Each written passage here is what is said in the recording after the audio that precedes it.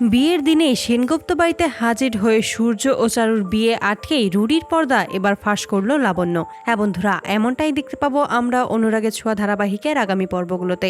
চারু দীপাকে বলে যে আমি তোমাকে চ্যালেঞ্জ করলাম, আমি তোমার সামনেই এসএস কে বিয়ে করে দেখাবো। এসএস এর যোগ্য যে বউ আমি সেটা এবার প্রমাণ করব।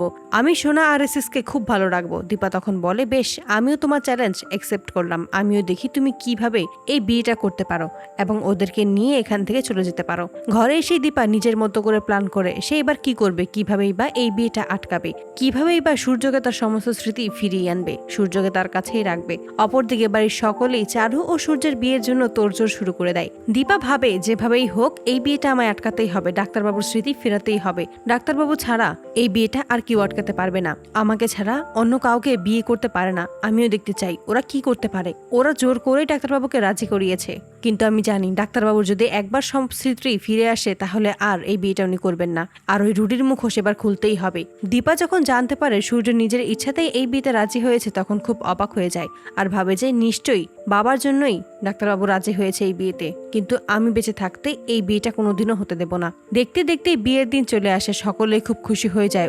উর্মি তখন মনে মনে বলে এই বিয়েটা হয়ে গেলেই তোর সব অধিকার চারু নিয়ে নেবে, তারপর সবকিছু আমার হয়ে যাবে, আমি যেমনটা বলবো তেমনটাই হবে এই বাড়িতে।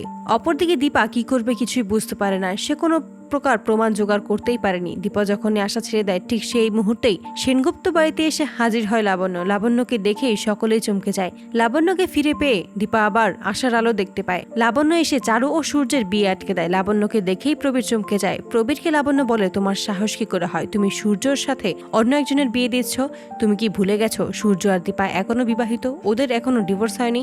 ঠিক সেই মুহূর্তেই খেলাটা এসে ঘুরিয়ে দেয় লাবণ্য।